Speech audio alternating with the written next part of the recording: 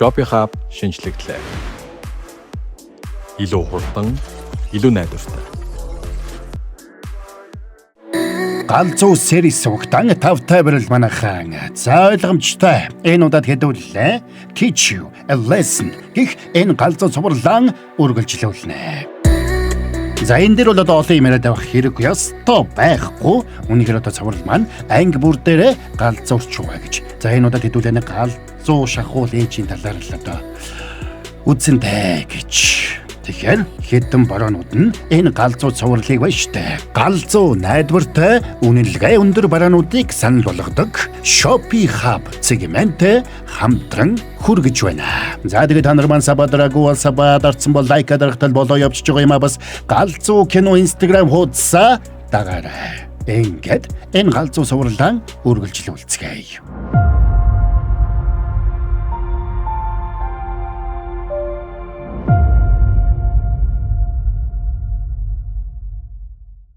За боловсролын эрхийг хамгаалах товчооноос орон даяар бүх сургуулийн сурагчдаас ШЭС-ний шинжилгээ авах үйл ажиллагааг эхлүүлсэн талаар мэдээгээр гарч байгаагаар цуврал үргэлжлэнэ.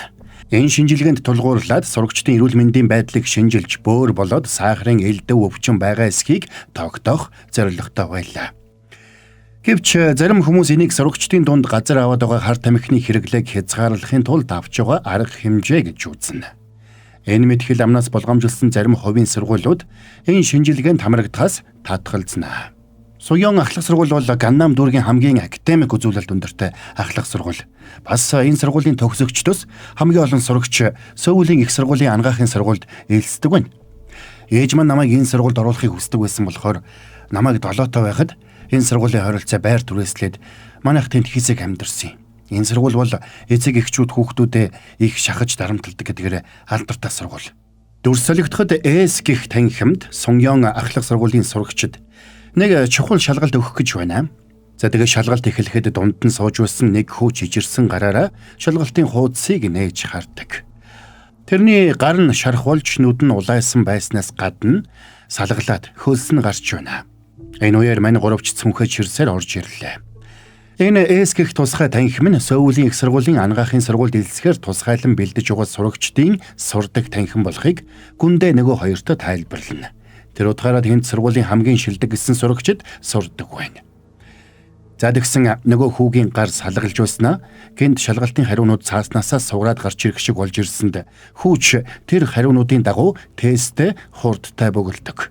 Нөхөр хүссэн сургуультай хэлсэж ээж нь бас найзууд нь тэрэнд баяр хүргэж байгаагаар төсөөлнө. Тэгсэн тэр ухаан алдаж ширээгээ мөргөөд унлаа. Энийг харсан мань хөдөж ороод ирсэнд нөгөө хүүхдийн хамраас цус гарлаа. Хэрэг бичиж байгааг ойлгосон хуваажинч хүүг яаралтай эмчийн өрөөлөв аваад явахаар болдог. Гэвч тэнд шалгалт өгч байгаа хүүхдүүдийн нэг нь ч хажууд нь болж байгаа явдлыг тоохгүй байгааг мань хүн анзаарна. Тэд нар бүгдээрээ урдах шалгалтандаа бүрэн анхаарцгаана. Бэйн муудсан хүүг Хюмин гэдэг байна. Тэгсэн нэг ээж утсаар ярьсаар орж ирлээ. Наа шалгалтаа яаралтай зогсоохыг шаардж чинь. Миний хүүхэд шалгалт өгөх боломжгүй болчиход байна штэ. Хүү маань ангаахын сургуульд орж чадахгүй бол хариуцлагыг та хүлээх юм уу? Тэгээд хүүхдийнхээ хэвдэж байсан өрөөнд орж ирлээ. Хүүхдийнхээ биеийн байдлыг ч асуухгүй байна. Шалгалтаа дуусгаж амжсан уу? Үгүй. Зүгээрээ ээж нь багштай ярьчихсан. Шалгалтаа дуусгах хугацаа байгаа. Одоо бас чадна үсттэй. Хали? Босоод ирдэ. Ээж миний бие мойна. Шүнжин хичээл хийсэн болохоор ядраа тэгж байгаа маа. Бүгд л тэгдэг юм. Хальвэ хурдл. Гэхдээ миний толгойд их хачин бодлууд орж ирээд байна. Анхаарлаа төвлөрүүлэхгүй болохоор л тэгж байхгүй юу да. Би эмийг ч наваад ирсэн. Энийг уучих. Удахгүй зүгээр болчихно. Мэ. Одоо жоохон л тисч. Энэ хүртэл явж ирсэн хичээл зүтгэлээ талаар болгомооргүй гоцтой. Бити бууж өгөө. Ээж нь итгэж байгаа шүү. Тэгэд ээж нь хөтлөөд ангид нь оруулсанд тэрч шалгалтаа өглөө. Тэгэд шалгалтаа дууссаны дараа боловсролын эрхийг хамгаалах товчооноос бүх хүүхдээс ШЭС-ний шинжилгээ авах учраас бүгдээрээ ангидаа байж байхыг сануулна. Энийг сонссон Хюмин шууд ээж рүүгээ залгана. Тэрнтэй зэрэгцээд бусад хүүхдүүд ч ээж аав руугаа залгасанд нөгөөдөл нь уурлаад боож өгөх шахацгаана. Ээж аавууд нь ирж байгааг мэдж байсан хүүхдүүд ч тэдэнтэйгээ уулзахаас нааш шинжилгээ өгөхгүй гэж гүрийцгэнэ. Удалгүй баахан ээжүүд товчооны ажилтнуудыг хүнчгэж тоолгүй хүүхдүүдээ үгийн зөрөөгөө аваад гараад явцгаасанд маньхэд гайхаад хоцорлоо. Тэгсэн удалгүй хүүхдүүдээ гаргасан ээж нар ирээд маньхэдтэй маргацгаана. Хүүхдүүдийн хувьд яг одоо ямар чухал цаг үе болохыг та нар ойлгохгүй байна уу? Шилдэг сурагчдын хувьд 1 оноо гэдэг хүссэн сургуульд орох эсхийг шийддэг чухал зүйл. Энэ дугаар сурагчид эцэг эхчүүд дайнд орж байгаа юм шиг л болж байна. Дайн гинэ. Тэгээд л та нарын дөхөн хатан гүйлдэд байгаа юм уу? Бид нар энд шээсний шинжилгээнд тулгуурлаад хар тамхи, сэтгцэд нөлөөлөх эм бэлдэмлийн шинжилгээ авч байгаа гэдгийг та нар сонссон байлгүй. Та нар манай хүүхдүүдийг хар тамхичд гэж байгаа юм уу? Энэ хүүхдүүд Сөүлийн их сургуулийн анагаахын сургуульд орох гэж байгаа хүүхдүүд бусад хүүхдүүдээс өөр шүү. Надад бол бүгд л адилхан. Бид хүүхдүүдэд энэ хүрэх гэж юу туулсныг чи мэдэх үү? Төрсөн цагаас нь эхлээд өдөр өнжүүлэх, бага сургууль, дунд сургууль, ахлах сургууль гээд энэ бүх жилүүдийн туршид энэ хүүхдүүд 1 минут секундыг дэмий өнгөрүүлээгүй. Энэ дугаа ээжнэр бүгдээрээ хүүхдүүдээс хамаагүй бага цаг унддаг. Бид нар хүүхдүүдэд хичээлээ тарсныхын дараа дугуйланд нь зөөж, зөвлөгөөний төврөг хүргэж, асар их хичээл зүтгэл гаргадаг. Тэгэж байж л C-сайд шалгалтаа өгч байгаа шүү дээ. Шээсний шинжилгээ өгөөгүй хүүхдийг C-сайд шалгалтын дүнгээс бууруулна. Чи манай хүүхдүүдийн ирээдүг сүрүүлэхээр сүрдүүлж байгаа юм уу те? Тэгээд үзэлдэ. Ёстой та нартай өхөн өгтлээ алалцсан шүү. Харин ч бид хүний амийг аврахын тулд энд зогсож байна. Оройтхоос өмнө энэ арга хэмжээг авах нь чухал байна. Маргааш хичээл эхлэхээс өмнө хүүхдээ манай товчооны эмнэлэгт авчирч шинжилгээг нь өгөөл. Хэрвээ өгөхгүй бол ноцтой үр дагавар үүснэ гэж мэдээрэй. За тэгсэн ээж нар хэлэх үггүй болцохож тэндээс гараад явцгаана. Хоочин ч Хямминий ээжид тэрнийг заавал авчрахыг тусгайлан сануулдаг. За энэ үеэр өмнөх партийн төгсгөлд болсон үйл явдал болж байна. Чо сайдын өрсөлдөгч нөгөө гитэ шоронд очоод охиных нь амиг хөнөөсөн гүйчилтэд уулзж байгаа шүү дээ. Би чамд зүгээр л тусалмаар байна. Би боломж хэрэгтэй байгаа хүмүүст боломж өгөх дуртай хүн гэхүүд. Улс төрч хүн ийм л байдаг. Ингээд наад гарны чин шарах хөнгөн шарах биш байна. Гадуур эмчлүүлэх хэрэгтэй л харагдаад байна да. Удалгүй хэвлэл мэдээллийн хэрэгслэр боловсролын эрхийг хамгаалах товчооны ажиллаж байсан засан хүмүүжүүлэх газарт хоригдлууд нэгнээ хутгалсан хэрэг гарсан тухай мэдээ цацагдлаа. Ийм өрдөгч гүндэ хоёрч энэ талаар хоочинд сонсохгүй гэж байдгаараа л хийж байна. Болоод өгөөч тээ. Ингээд охор чин би тэр мэдээг бүр их анхаарад байна штэ. Эднэр одоо миний энэ зургийг хаанаас авчдаг байна? Бүх хүүхэд шинжилгээ өгөхөр ирсэн үү? Эмнэлгийн доор сурагчид бүгд ээжтэйгээр ч гэсэн нэг нэгээрээ шээсний шинжилгээ өгч байна. Шинжилгээ өгсөний дараа Хяммин ээжтэйгээ сууж угаад мэйлэр ирсэн дүнгийнхээ хариуг харлаа. Тэгсэн тэр бараг бүх шалгалт дээрээ явсан ч ганцхан шалгалтанд би авч. Тэр шалгалт нь тэрний ухаан алдаж унсан шалгалт болохыг Хяммин ээжтэй хэлдэг. Чам шиг дарамтанд орж чаддаггүй хүүхэд эмээ уух ёстой гэж чам зөндөө хэлээ үсттэй. Ганц юм уучих тийм хэцүү байна уу? Намайг өрөвдөхгүй байна уу чи? Чамаас болоод би бусад ээжүүдийн өмнө яаж толгоо бүхий ч яваа билээ. Би ихэм хүсээгүй. Хичээлээ хийгээд хэлгэсэн бидтэй. Миний ямар их хичээснийг чи мэдчихэв үү? Тэгсэн Хяммин ч өөрийн ирэхгүй л. Тэгээд дотор нь давчтаад тагтан дээр гараад зогсно. Энэ үеэр ээж нь өмнө нь хүүгийнхээ талаар сургалтын зөвлөгөө өгдөг хүнтэй уулзаж байснаа сандаг. Тэгээд зөвлөгтэй уулзахдаа хүүн сургуульдаа номер 1 сурагч гэдгийг бахархалтайгаар хэлсэн ч цаадах нь тоогоогүй байна. Танай хүүгийн сургуулийн топ гэдэг нь Ганнамын сургуулийн доод зэрэг гэсэн үг л дээ. Тийм болохоор анагаахын сургуульд орно гэж бодох хэрэггүй. Сөүлийн ээжнэр хүүхдээ анагаахын сургуульд оруулах гэж хизээнээс бэлдэж эхэлдгийг мэдэх үү? Төрсөн цагаас нь. Хүүхдээ төрснөөс нь эхлээд шалгалт өгөх хүртэл нь 20 жилийн төлөвлөгөө боловсруулдаг. Зөв өдөр өнжүүлэх, зөв сургууль, зөв дугуйлан, зөв багшийг сонгох гэдэл. Тэгэж байж тэр хүүхдүүд үеийн эхнээсээ эрс илүү байж чаддаг. Танай хүүгийн хувьд өдөөд C-сайд шалгалтын бүх бэлтгэлийг хангачсан байх ёстой. Ингээд бодохоор бусдаасаа нэлээд хоцорсон байгаа гэсэн үг. Жишээ нь энэ шалгалтыг манай хүүхдүүд ядах юмгүй бодож байгаа.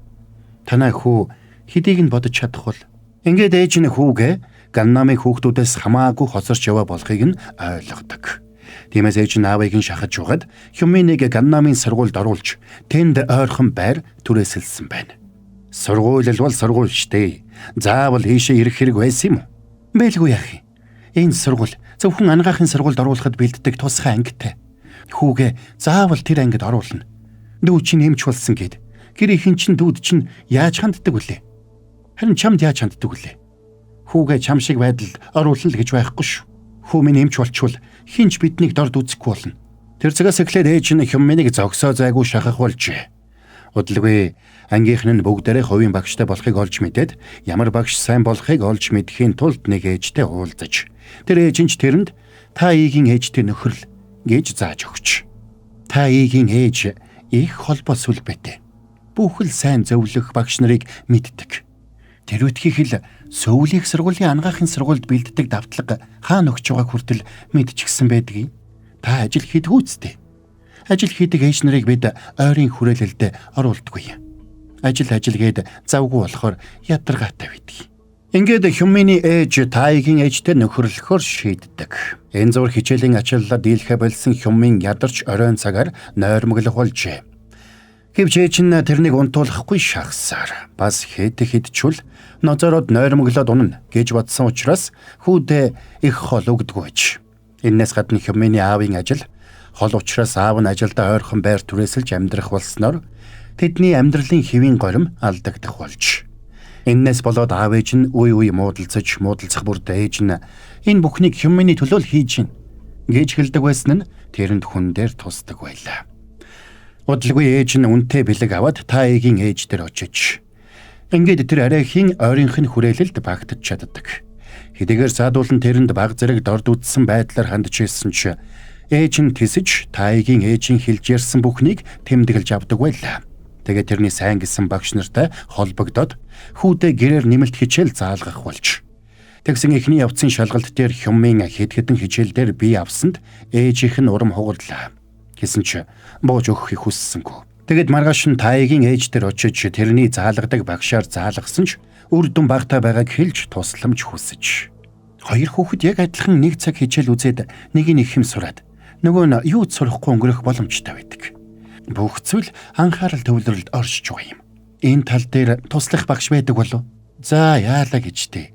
Багшийн тусалж чадахгүй зүйл гэж бас вэ штий. Тэр хүлээгээрэй. Энэ имийг өг. Анхаарал төвлөрөлд их тустай. Та энэ имийг ууж эхлээд л дүн нь эрс сайжирсан. Тийм үү? Баярлалаа. Зорион тэгээд шууд л нөгөө эмээ Хюмин дөгөөд анхаарал төвлөрүүлэхэд туслана гэд уулгаж. За sorry баруун та нартай гэлсний галзуу сонирхолтой реклам алгадаадах юм. Тэгэхээр манайхан урд хөршөөс найдвартай бараа захиалах илүү амар болжээ гэж.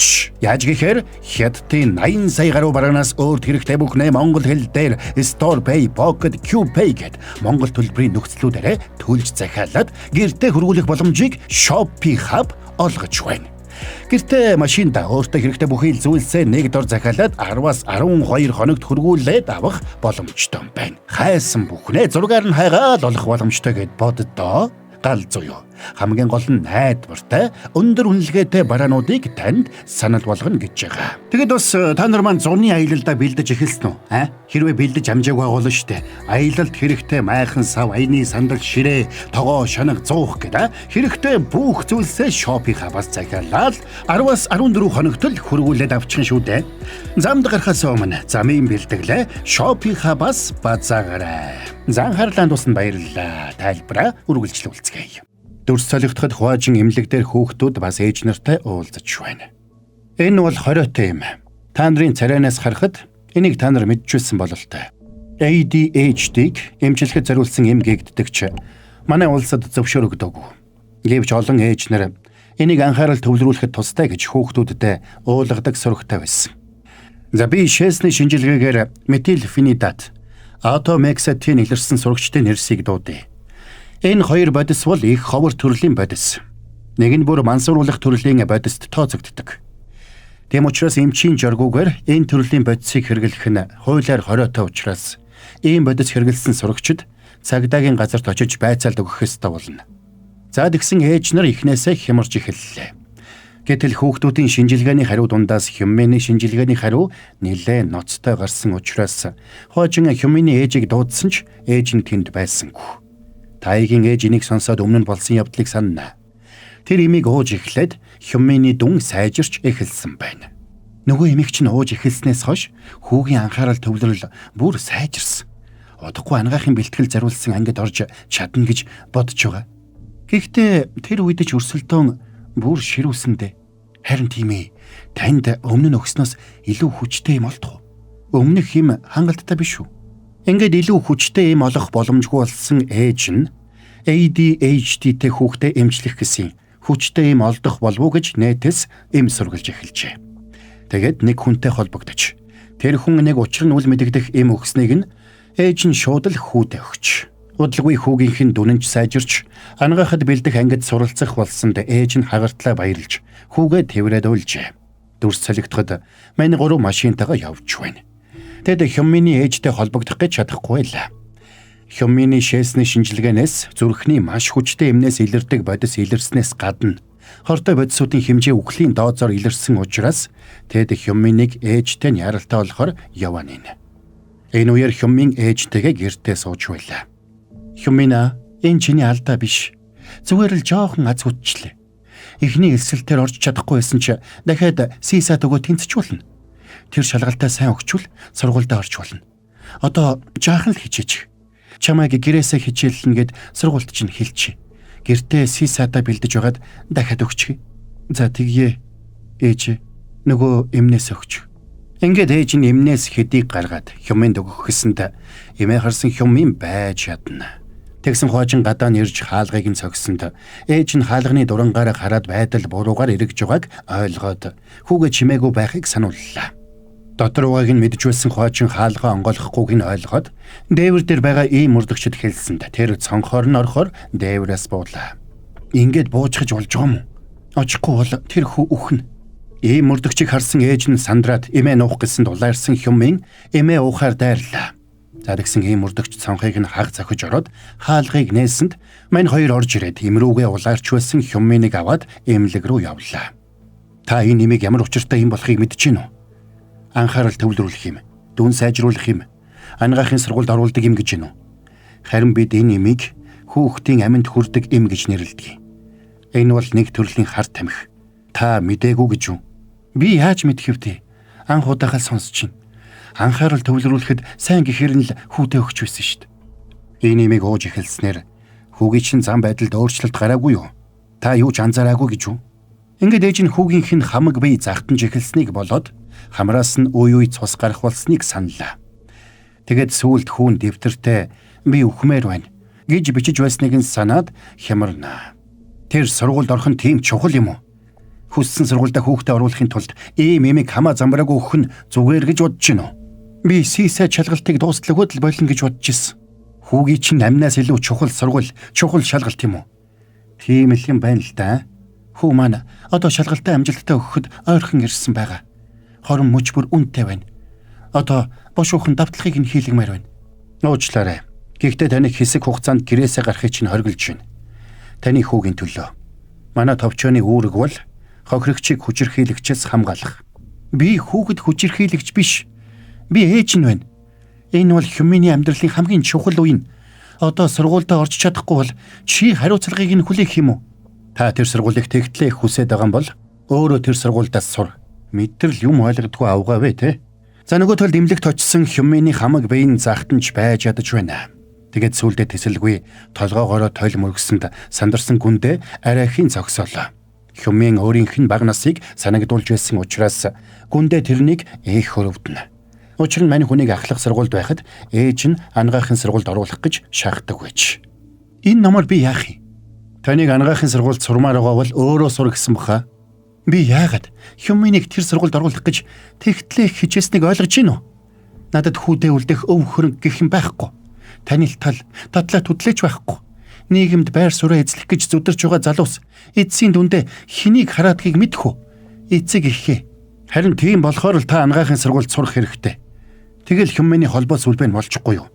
Та эмч болчвол Хёммин танаас ч сураад иж болно штэ. Би хитрхи хөгшин болохоор тийшээ чинь орж чадахгүй. Энэ таны Хёмминд гаргаж өгсөн хоолны болоод давталхын хуваар. Та энэ хуваарийнхаа дагуу хичээлүүл дороо ангаахын сургуульд орчихно. Хичээлээ эхэл. Таны дүн ангаахын сургуулийн босго дүнд хүрэх юм бол би таныг Хёмминтэй уулзуулна. Ингээд аргагүй байдалд орсон ээж нь хичээл хийж эхэлсэнд хоочин ч яг тэрний стандартаар өөрийг нь шахдаг. Маа өдрийн хоол. Хитрхи хідүүл анхаарал чинь төвлөрөхгүй. Энэ гэхдээ би өгч байгаа юм бишээ. Хёмминд таны гаргаж өгсөн хуваарийн дагуух л хоол шүү.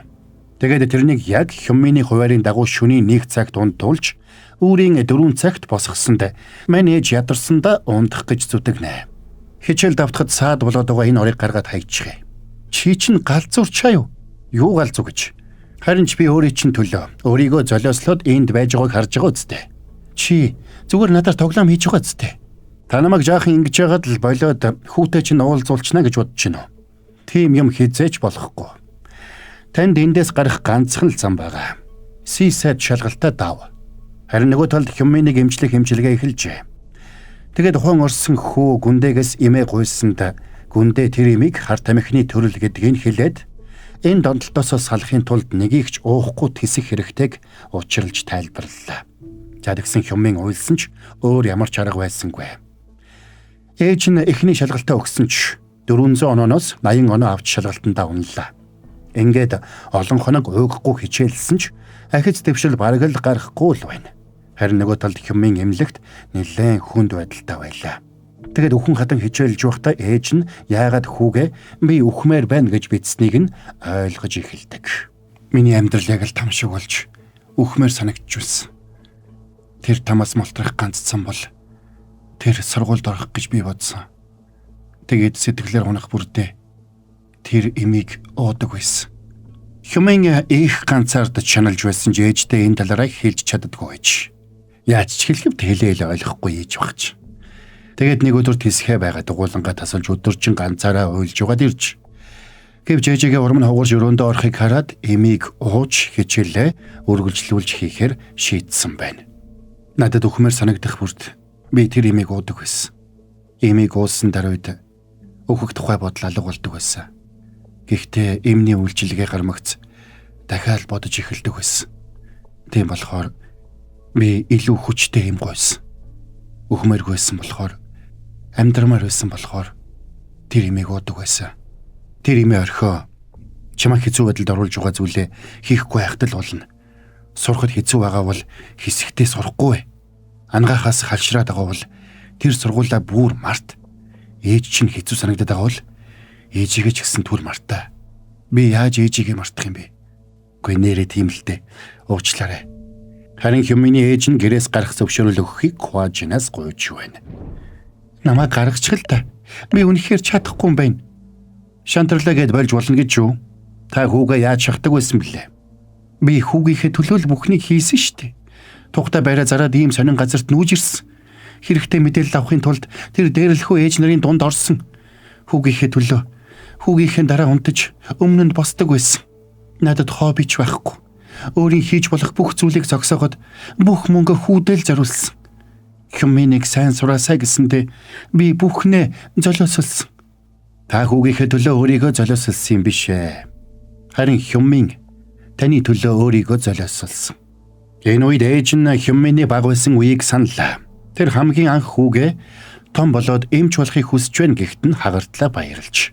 Миний хүү эмч болчвол ээж нь үнэхээр их баярлна шүү. Тийм гэж юу?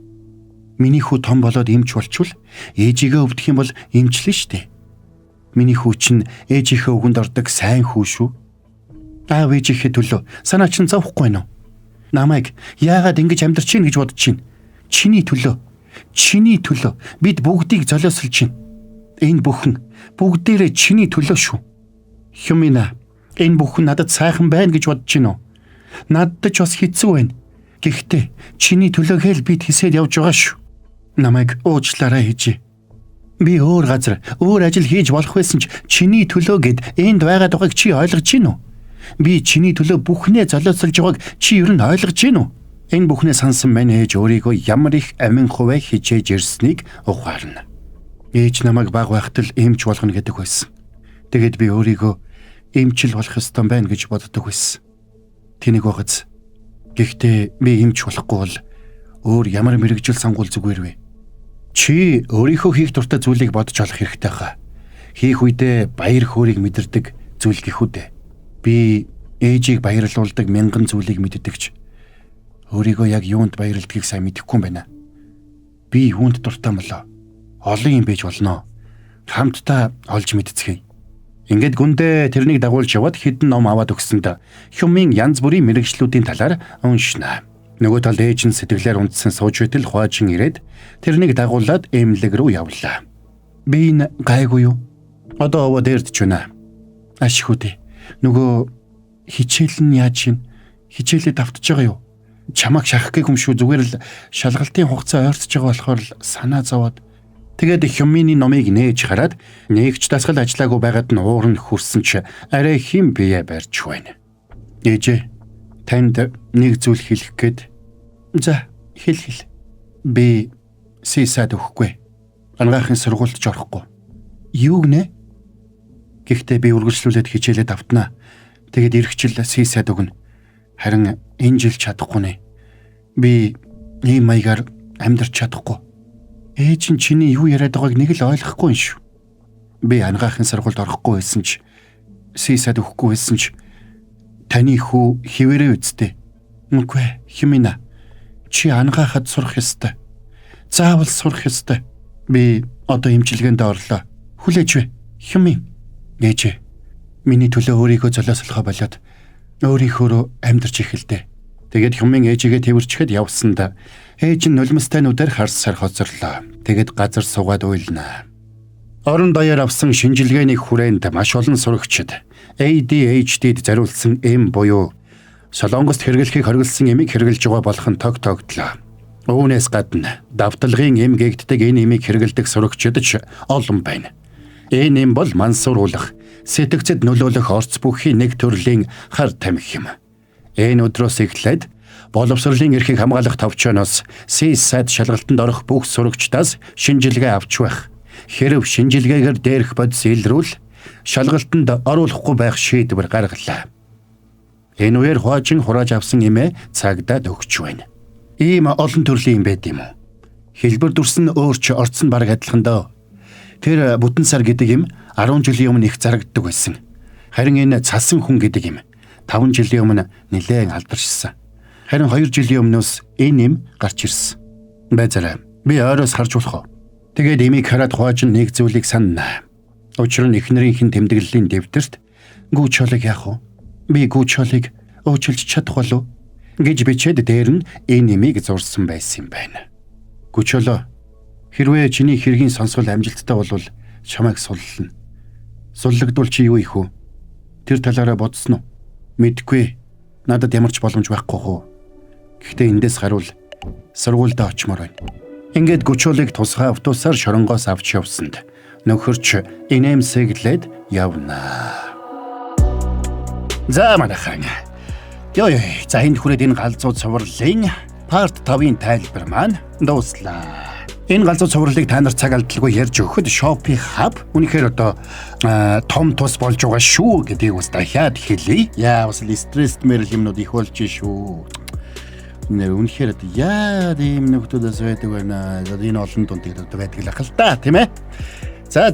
Тэгээд одоо тайлбар маань ойлгомжтой байж таалагдсан гэж найдаж байна. За тэгээд ойлгомжтой хэдэн бороонд дараагийн партаа та нарт айлуулах хурдан ярьж өхийн тулд ажиллаа эхлүүлсэн байгаа. Ер нь дараагийн партаар хэдүүлээ энэ цувралаа бүр мөсөн дуусгах байхаа гэж найдаж байна. За тэгээд одоо хэдэн борооныхаа энэ одоо хичээл зүтгэд хөдөлмөрийг үнэлээд те та нар маань лайкаар бөмбөгтөд өгтөл тэгэл болоо явчихж байгаа юм штэ. Бас галзуу series угтан сабадараагүй бол дараарай. Өнөр галзуу кино Instagram хуудасаа бас дагах мартав. За. Тэгэд хэдүүлээ дараагийн галзуу цувралынхаа тайлбараар эргээд уулзцгаая.